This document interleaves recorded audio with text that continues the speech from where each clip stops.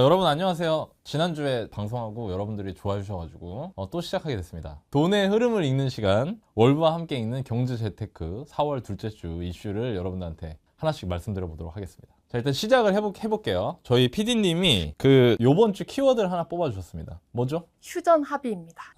오늘이 촬영일 기준으로 4월 9일이고요. 지금 현재 시간이 오후 16분입니다. 1시 16분. 4월 9일 1시 16분 현재 제일 이슈가 되고 있는 게 뭐냐? 휴전 합의입니다. 최후 통첩 제한 시간 1시간 앞두고 휴전에 합의했다. 미국이랑 이란이 둘 다 우리가 이겼다. 이란은 이거 하면은 휴전해줄게 라고 했는데 미국이 이거 10개 다 받아들였다. 미국은 호르무즈 열면은 내가 합의해줄게 라고 했는데 호르무즈 여는 걸로 해서 됐다. 그래서 서로 지금 정신승리를 하고 있어요. 이게 정치적인 이슈인 거고 우리가 투자하고 이런 데에다가 어떤 영향을 주고 어떤 것들을 알아야 되는지를 요 이슈를 중심으로 뭐 환율이라든가 주식이라든가 뭐 물가나 아니면은 가상화폐 얘기도 나오고요. 그리고 또 부동산 얘기도 있어서 요거를 가지고 여러분한테 하나씩 말씀을 좀 드려볼까 해서 오늘 요 얘기를 좀 하려고 합니다. 자, 일단 올제님이 알아야 되는 게 뭐냐면은 이란 전쟁 났는데 주식 어떻게 돼요? 이 얘기 하기 전에 반드시 알아야 되는 게 있어. 일단 이 전쟁의 맥락을 알아야 돼요.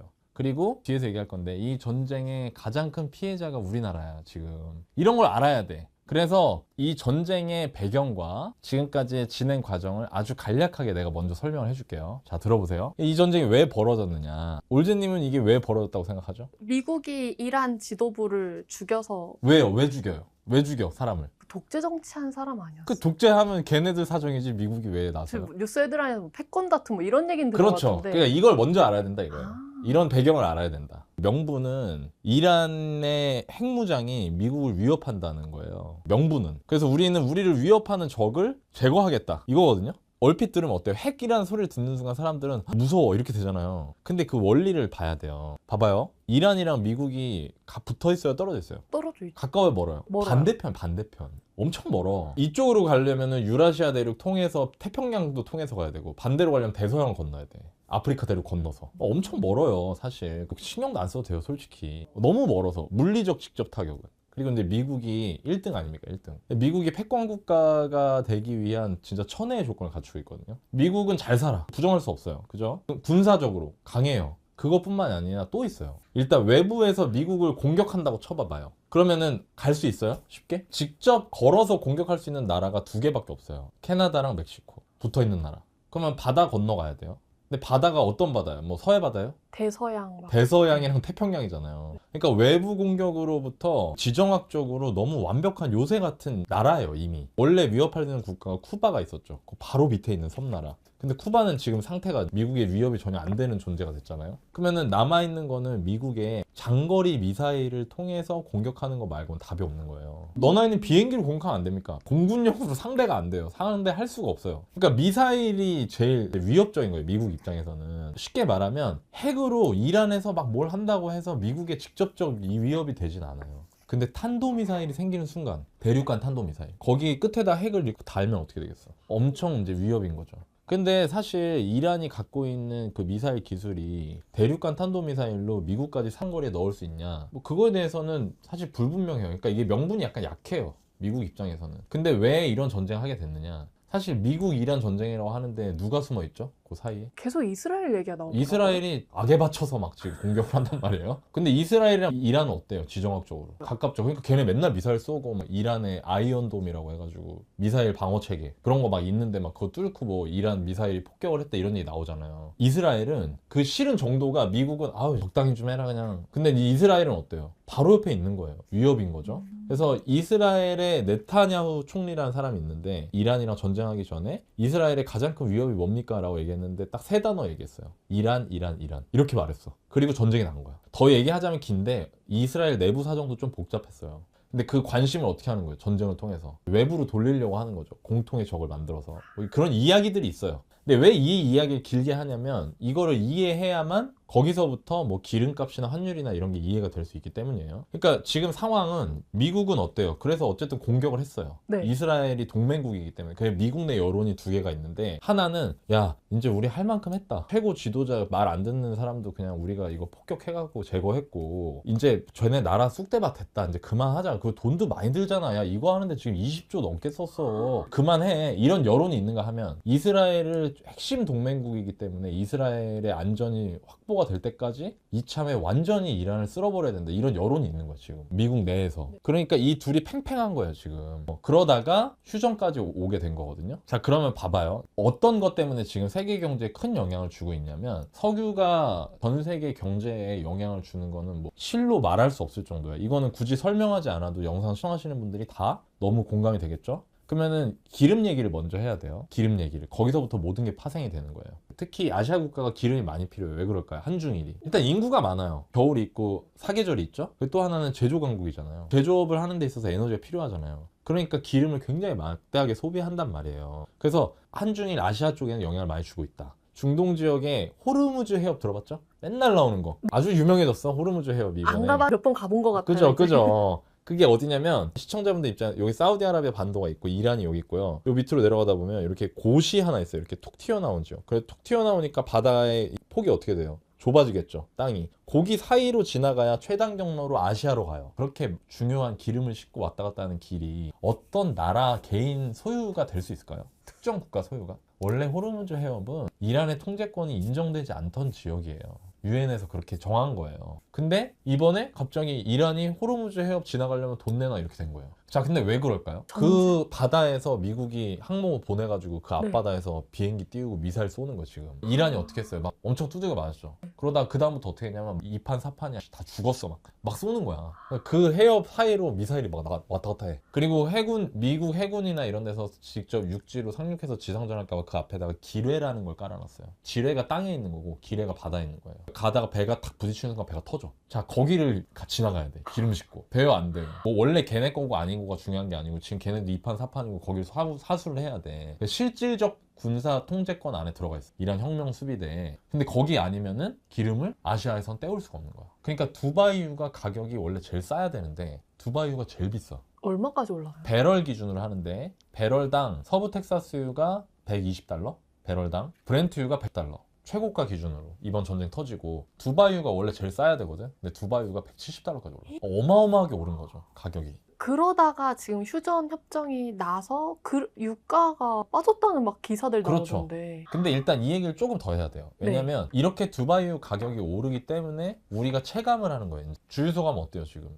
너무 좋아요. 지금 진짜. 기름 리터당 2,000원이고 경유는 장난 아니야. 지금 난리 났어요 지금. 우리나라는 특히나 두바이유의 의존도가 높기 때문에. 근데 두바이유 가격이 제일 많이 오른 거죠. 근데 지금 이 전쟁에서 제일 피해보고 있는 사람들이 한국, 중국, 일본이에요. 그랬네요. 네, 와. 지금 우리가 지금 제일 힘들어. 미국은 자기네 나라에서 기름이 다 나요. 그게 좀 덜해요. 네. 근데 지금 우리나라가 지금 좀 심각해. 그러니까 우리가 진짜 제일 불쌍한 거야 지금. 갑자기 억울해져. 억울해. 나도 억울해. 나 얼마 전에 기름도 대형 타왔어. 뭐지? 가득 채울 때 15만 원에 걸리거든 원래. 15만 원 넘는 거 넘더라고. 그래서 내가 그거 보면서 아 이게 장난이 아니구나. 자, 근데 여기서 문제가 뭐냐? 이제부터 경제 얘기가 나오는데, 제 기름값이 올랐어요. 밀 가격이 아니야. 기름 가격이야. 그 물가에 미친 영향이 어떠겠어요? 너무 크던데요? 너무 크죠. 그리고 중요한 거는 이 기름값을 결정하는 게 또 떼오는 원가가 두 개가 있어요. 그 두바이유 자체 가격이 있고요. 우리 택배 시키면 택배비 내요 안 내요? 네죠. 내죠. 기름 시키면 기름 택배비 내야 돼요 안 내야 돼요? 내야죠. 운송비가 필요하거든요. 근데 그 운송비 안에 여러 가지가 들어가요.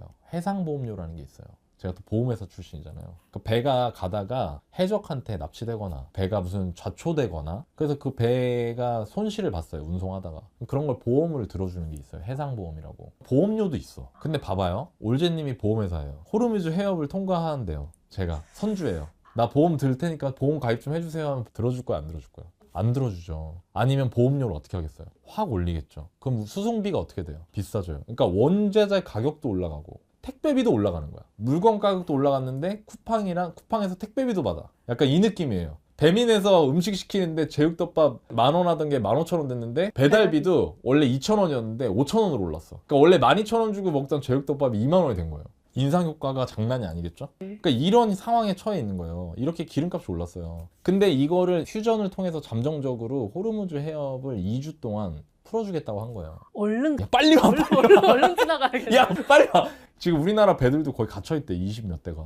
근데 그러니까 일단은 지금 당장 막혔던 숨이 어떻게 된 거야? 그렇죠, 트였죠. 그러니까 기름값이나 이런 게 좀 떨어질 수 있단 말이에요. 근데 되게 재밌는 게 어제 휴전을 선언을 하고 어제 딱 떨어졌어요. 떨어졌다가 오늘 또 조금 올랐어요. 왜냐하면은 뭔가 불확실성이 해소가 완전히 안 된 것 같아. 휴전 협정문이나 서로 말하는 걸 보니까 의견이 달라. 다 자기들이 이겼대. 그러니까 무슨 얘기냐면 이 갈등이 어떤 거예요? 아직 해소가 안 된 네. 느낌이니까 마치 예를 들어서 친구들이 둘이서 주먹 다짐하고 막 싸웠는데 분위기 좋아지면 야 그만 싸워 했을 때 탁 하고 미안해 이러면은 아 이거 사실상 이거 종전이다 이런 느낌이 있잖아. 근데 막 싸우는 걸 띄워놨더니 여기서 야 내가 쟤 이겼어.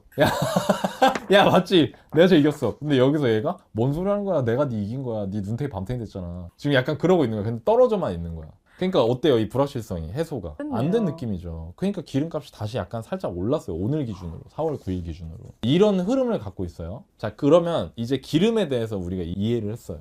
아 지금 정리하면 통행로가 막히니까 실제로 필요한 아시아 지역에서 공급이 안 되니까 기름값이 얘가 엄청 올랐는데 그게 살짝 열린 거죠. 2주 동안.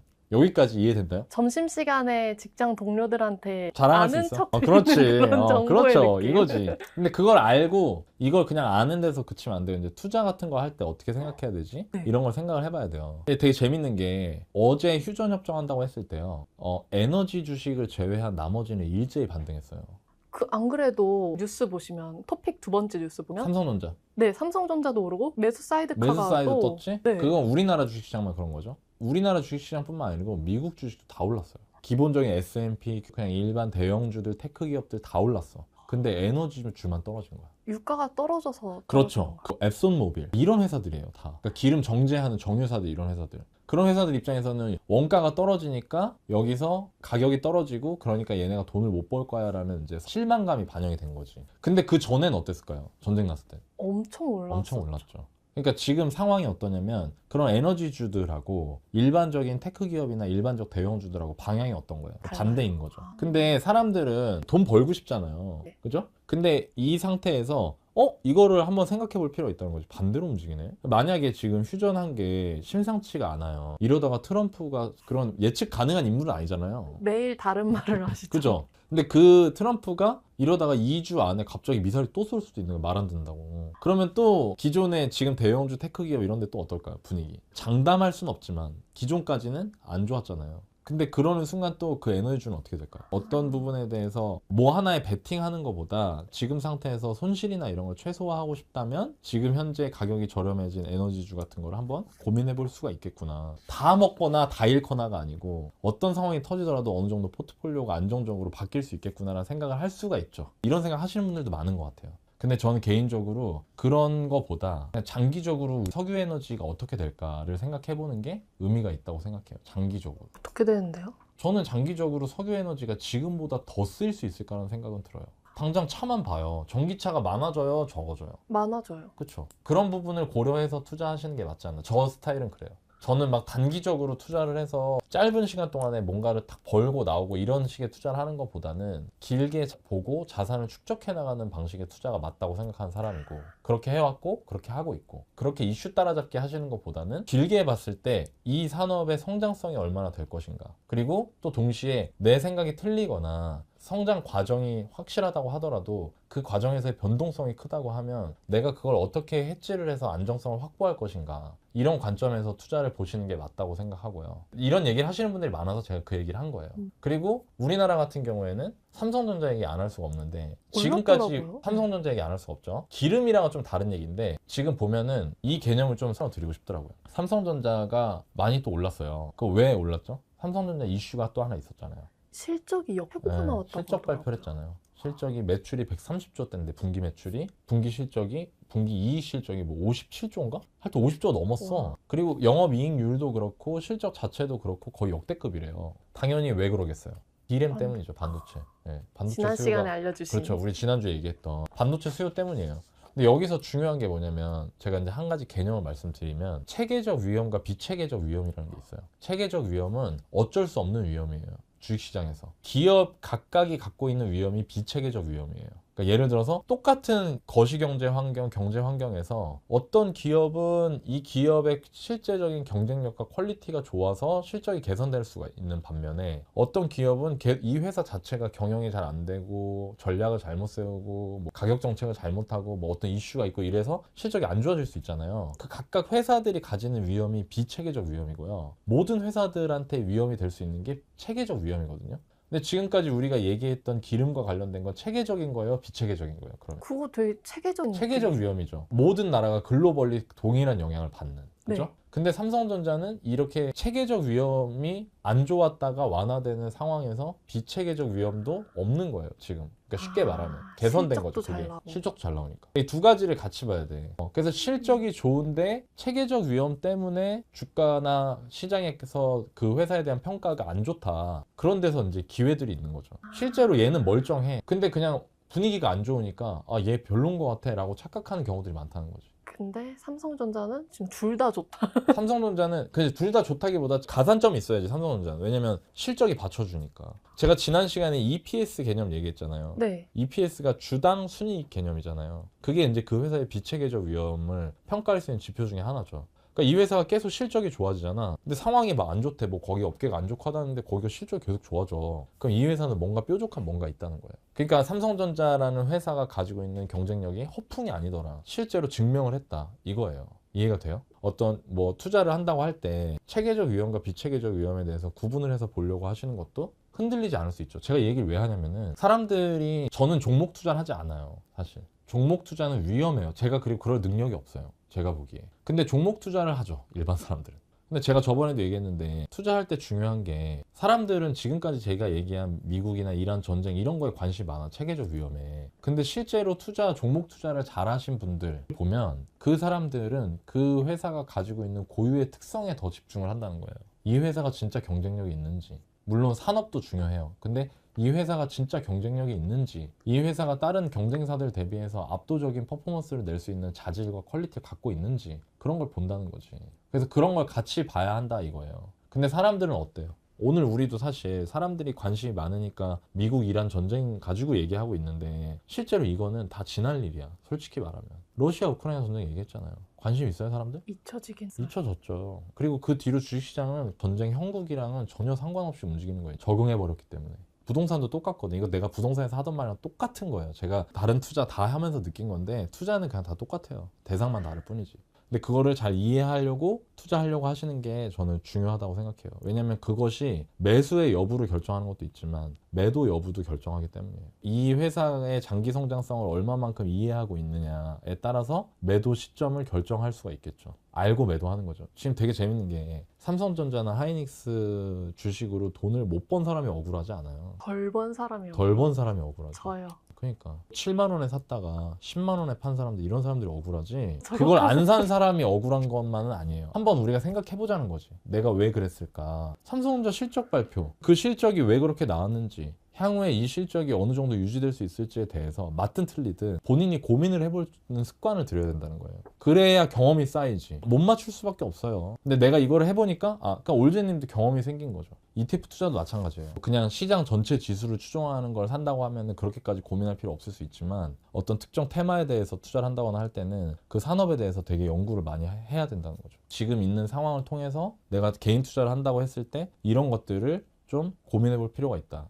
일단 지금까지 말씀드린 거 정리를 하면 전쟁이 나서 막 흔들려요. 주가가 하루하루 막 왔다 갔다 해요. 그렇게 되다 보면 사람들은 그 이슈에 천착을 하게 되지만 실제로 중요한 것은 특히 내가 장기 투자를 한다. 좋은 자산을 좋은 가격에 모아가는 게 목표인 투자를 한다라고 한다고 하면 지금 현재 이렇게 내가 어떻게 컨트롤할 수 없는 영역에서 벌어지는 일들에 막 일희일비하는 것보다 내가 투자를 하려고 하는 그 대상에 대해서 잘 이해하고 노력하려고 하는 게 좋다는 거죠. 무슨 얘기인지 이해되시죠? 네. 그래서 그렇게 공부하시는 걸 권해드리고 싶어요. 어쨌든 휴전이 됐다는 것 자체는 우리나라한테는 굉장히 호재라고 보면 되는 건가요? 왜냐하면 환율도 지금 떨어져주고 또 주식은 올라주고. 좋아요. 자, 그러면 지금 일단 내가 주고자 하는 핵심 메시지를 드렸어요. 네. 근데 나머지를 그러면 어떻게 해야 될지를 시청자분들하고 같이 고민을 해봅시다. 환율 얘기로 넘어가 볼까요? 환율이 30원이 넘게 떨어졌어요. 근데 이거를 알아야 된다는 거야. 그냥 환율 떨어졌다 막 더 떨어질까요? 너나이님 이거 달러 지금 사야 됩니까? 이렇게 하지 말고 이게 왜 그럴까를 생각해 보자는 거야. 왜 그럴까? 환율이 30원이 넘게 떨어졌어요. 왜 떨어졌을까요? 휴전협정 나서 휴전협정 나는 거랑 환율 떨어진 거랑 무슨 상관이에요?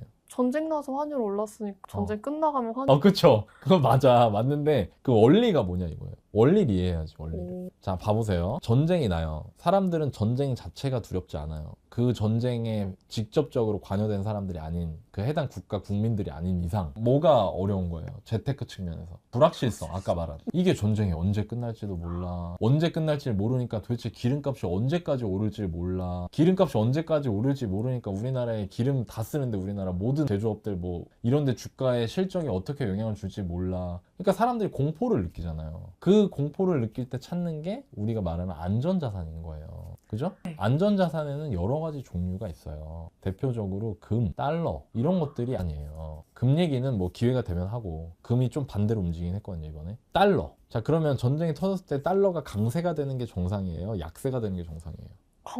강세가 되는 게 정상이죠. 달러가 강해지니까 원화는 상대적으로 어떻게 돼요? 약해져요. 약해져요. 그러니까 이럴 때 환율이 올라요. 근데 전쟁에 휴전이 됐어요. 2주간 불확실성이 어떻게 됐어요? 해소됐죠? 그러면은 달러가 기존에 강하던 게 약해져요? 강해져요? 다시. 약해져요. 약해지죠. 달러가 약해지니까 원화가 상대적으로 어떻게 돼요? 강해지죠. 그러니까 환율이 떨어지는 거예요. 그래서 환율이 떨어졌어요. 그러면 앞으로 환율이 어떻게 될 것이냐. 단기적으로 심플해요. 만약에 미사일 또 쏘잖아요? 또 오르는 거예요. 맞죠? 그죠? 이렇게 볼 필요가 있어요. 근데 제가 이것도 또 아까 드렸던 그 맥락으로 보면 이렇게 해서 맞출 수 있어요? 내가 트럼프예요? 아니죠. 그러면 나는 길게 봐야 되는 거예요. 그럼 우리나라의 환율 시계열을 보는 거지. 길게. 5년, 10년, 15년 이렇게. 환율이 점점 오른단 말이에요. 우리나라 환율 800원, 900원일 때도 길었어요. 그때랑 지금이랑 같냐 이거예요. 우리나라가 고성장하던 국가일 때 매년 성장률이 높고 고금리, 금리 수준이 높으니까 환율이 낮은 거예요. 근데 지금은 어떠냐면은 우리나라 고성장 할 수 있을까요? 당장? 네. 당장은 어렵죠. 지금 우리나라에서 제일 잘 나가는 기업 두 군데가 역대급 실적을 보여주고 있어요. 그러니까 우리나라 전체로 보면은 역대급으로 돈을 벌어들이고 있는 시기거든요. 지금 우리가 기대하는 기대 성장률이 2% 미만이란 말이에요. 그러니까 우리나라는 장기적으로 저성장의 길로 접어들고 있는 거예요. 어린아이가 어릴 때는 폭발적으로 성장하다가 성인이 되면 이제 점점 키가 안 자라듯이 그런 시기라는 거야, 우리나라가. 여러 가지 이유가 있죠. 사회구조적 이유도 있고. 장기 추세를 봤을 때 우리나라 원화가 구조적으로 약세이구나 라는 판단을 했으면 그거를 대응하는 투자를 하는 게 좋다는 거죠.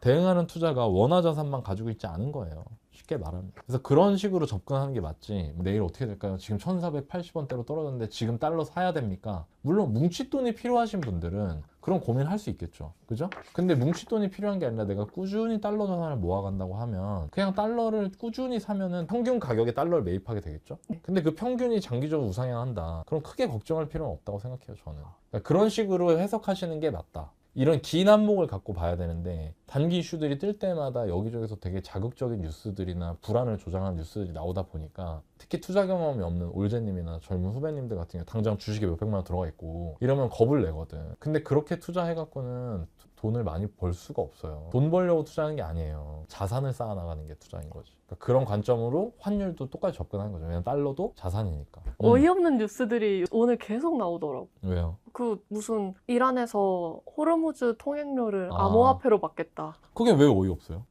이것도 얘기해야겠네. 되게 합리적인 거예요. 왜 그러냐, 올제님이 그렇게 생각하는 이유는 아니 쟤는 미쳤나? 왜 돈을 놔두고 저걸 받으려고 그래? 이란이 그 통행료 받겠다는 명분이 니네가 우리나라 다 부셔놨으니까 내가 이거 통행료 받아가지고 우리나라 재건해야 돼. 그 비용으로 쓸 거야. 약간 이 느낌인 거거든. 요구하는 대로 통행료로 거두면 뭐 한 달에 1조 정도를 걷어들일 수 있대. 뭐 그런 얘기들이 있어. 확실치는 모르겠지만 뉴스 보니까. 뉴스 뭐 지금 막 던지니까. 근데 그 비용 다 한중일이 이제. 저희가 내는 거예요? 우리나라가 기름 오잖아요. 우리나라 지금 열받아야 돼. 아니 저기 가만히 있다가 거기 때려 부숴가지고 미국은 기름이 서부 텍사스유가 난다고. 그 퀄리티 좋은 기름이 거기서. 우리나라랑 지금 일본만 지금 다시 돌아와서 그건 그거고. 비트코인 얘기 왜 나왔냐. 일반 사람들은 쟤네 미쳤나봐. 왜 멀쩡한 돈 놔두고 뭐 이상한 걸로 받으려고 이러잖아요. 그걸로 투자하나? 비트코인이 뭐길래 도대체? 왜 돈보다 좋아? 이거잖아요. 잘 생각을 해봐야 돼요. 왜 그럴까? 제가 설명을 해볼게요. 이걸 통해서 비트코인이 뭔지 조금 살짝 찍먹을 해봅시다. 자, 미국한테 돈을 요구하거나 혹은 그 통행료를 미국한테 돈 요구하는 것보다는 그 통행하는 국가들한테 돈을 요구하겠죠. 대표적으로 우리나라 같은. 근데 보통 외국 국가 간 거래를 할 때는 무슨 돈을 쓰는 게 맞아요? 보통 달러 많이 쓰죠. 네, 왜 달러를 무슨 통화? 기축통화. 그렇죠. 기축통화니까 전 세계 어디서도 쓸 수 있는 돈이 달러니까 그걸로 받으려고 할 거 아니에요. 근데 이란은 그게 싫은 거예요. 미국이 미워서? 미국이 미운 거랑 돈이랑 뭔 상관이야?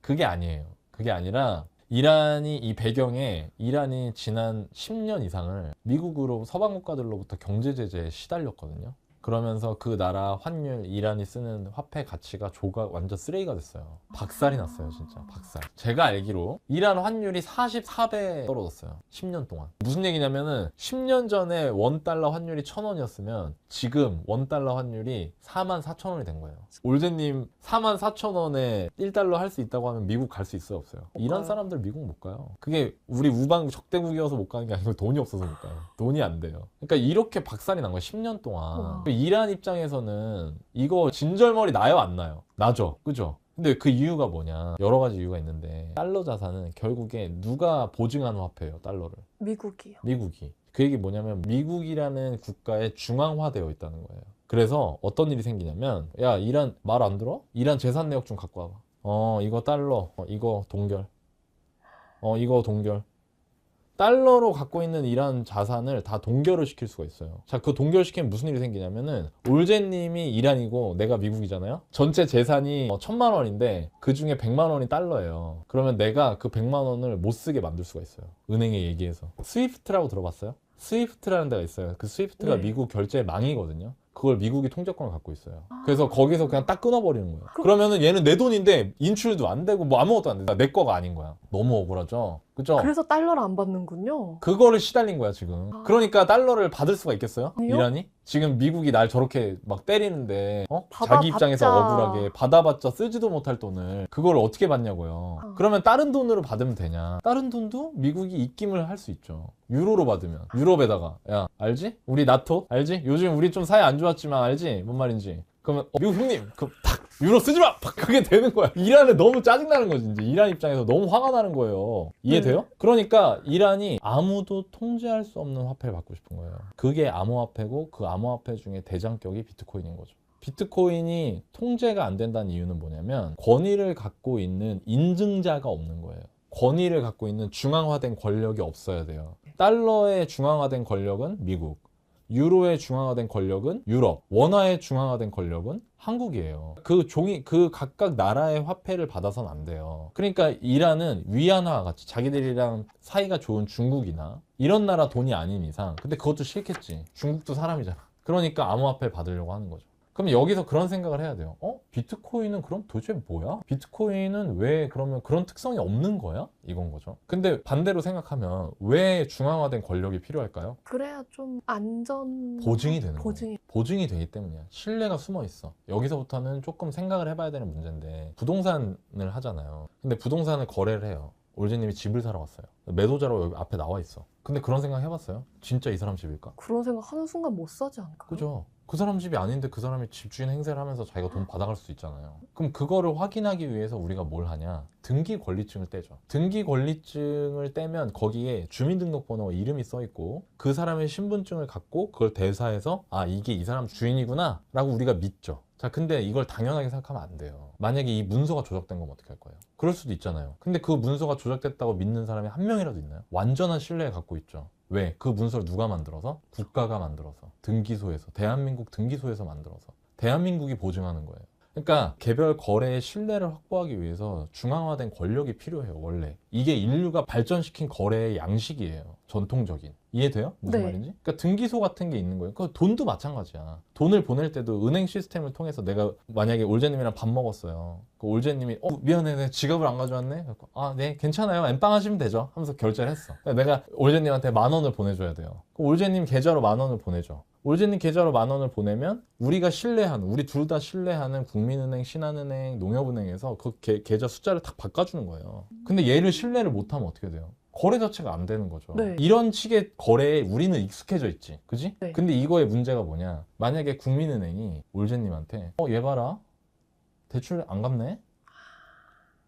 막히는 거야. 완전한 내 소유인 것 같지만 때로는 어떤 불특정한 이슈나 권력에 의해서 내 재산이 행사권을 제한받을 수 있다고. 이해되죠? 네. 그래서 지금 이란이 달러 받아서 그것 때문에 10년 동안 혼쭐이 난 거예요. 그러니까 이제 그게 싫은 거죠. 그러니까 어느 누구도 중앙화된 권력을 통해서 내 재산권을 행사하는 거를 침해할 수 없는 자산을 원해. 근데 그게 뭐가 있나 봤더니 비트코인이야. 그래서 비트코인을 내놔 이렇게 되는 거예요.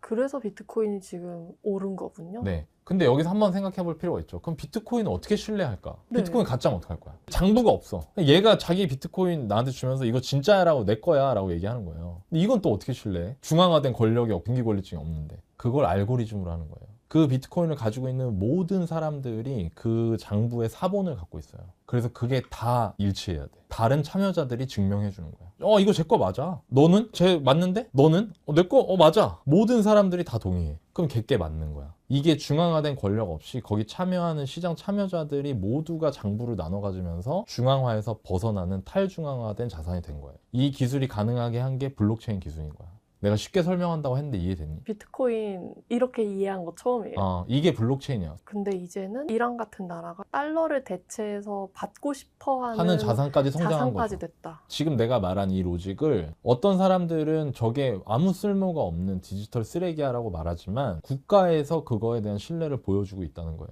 그런 의미가 있어요. 그런 것 때문에 비트코인 가격이 오히려 지금 올랐어요.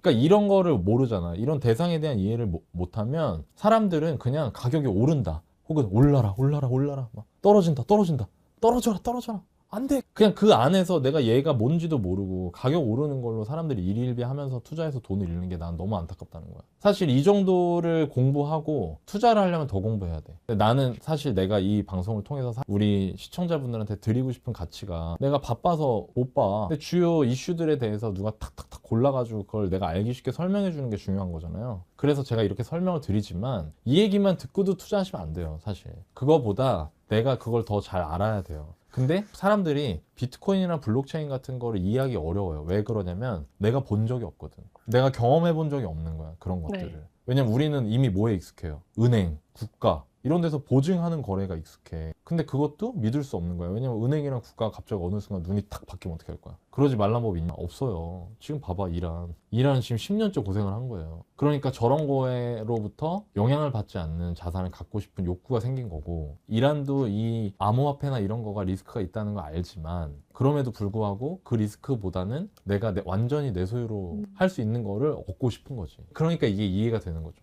내가 아까 좀 놀란 게 올제님이 별의별 얘기가 다 나와요 그랬잖아요. 그거는 별의별 얘기가 아닌 거야. 이유가 있다 이거야. 이렇게.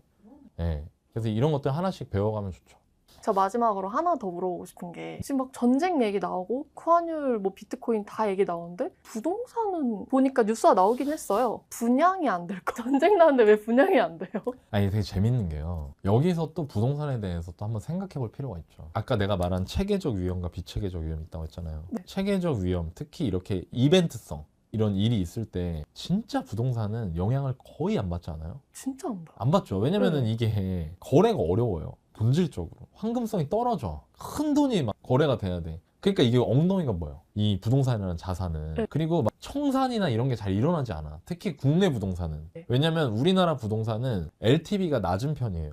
그러니까 대출이 들어가 있는 비중이 낮아. 왜 그래요? 정부에서 적극적으로 대출 규제를 하니까. 지금 뭐 예를 들어 25억이 넘는 집은 대출 2억밖에 안 나와요. 그러니까 뭐 이런 인플레이션으로 인한 막 금리 변화, 막 금리 인하 지연에 대한 우려, 이런 것들이 실제로 시장에 반영되는데 오래 걸린다는 특징을 갖고 있죠.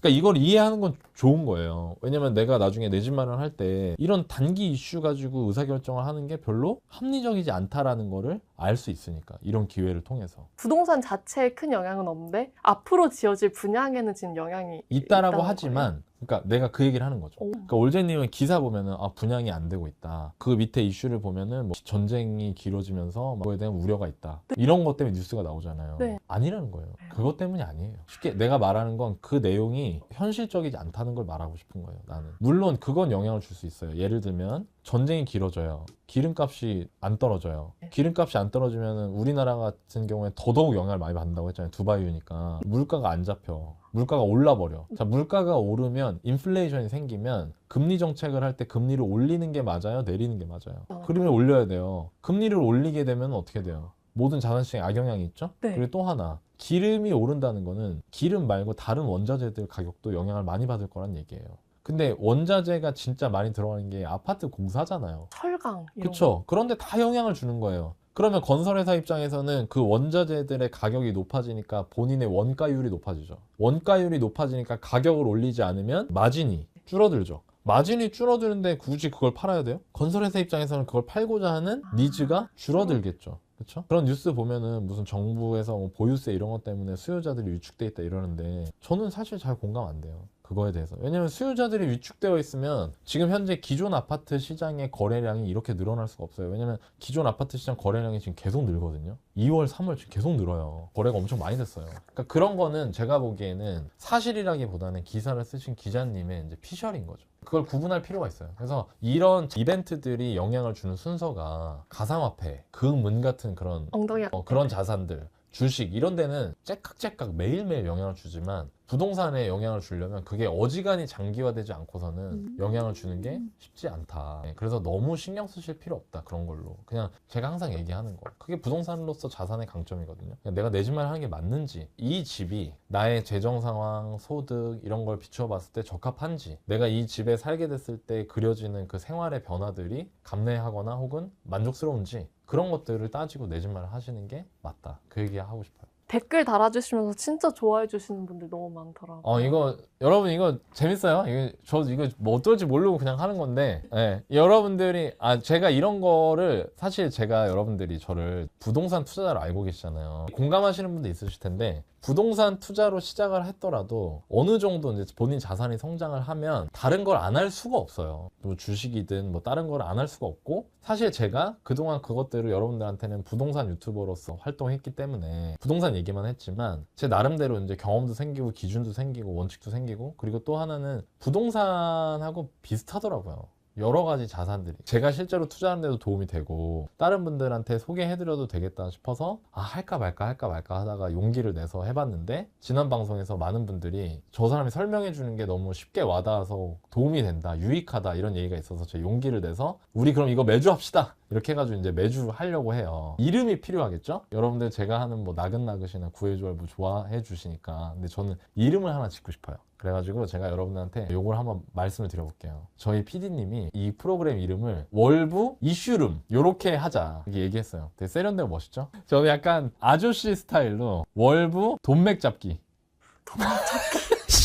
둘 중에 뭐가 나은지 여러분들 댓글에 달아주시면 좀 부끄럽네요. 되게 촌스럽네요. 제가 생각한 거. 너무 진짜 80년대 스타일이네. 아니면 여러분들이 이름을 정해주셔도 돼요. 여러분들이 이거 월부 매주 하는 거니까 뉴스 가지고 뭐뭐뭐 이렇게 정해주시면 저희가 그 중에 하나를 골라서 다음번에는 그 코너명으로 여러분들을 찾아뵙도록 하겠습니다. 댓글로 이제 프로그램명을 이제 말씀해 주시면 또 근데 그 댓글이 배댓이 되면은 좋아요 수로 좋아요. 저렇게 하자입니다. 저 뭔지 모르는데 하여튼 저렇게 하자니까 그렇게 한번 해볼 테니까 여러분들 많이 참여해 주시면 감사하겠습니다. 네, 오늘 방송 여기서 마치고요. 다음 주에 또 뵙겠습니다. 여러분들 남은 일주일 동안 돈 많이 버십시오. 감사합니다.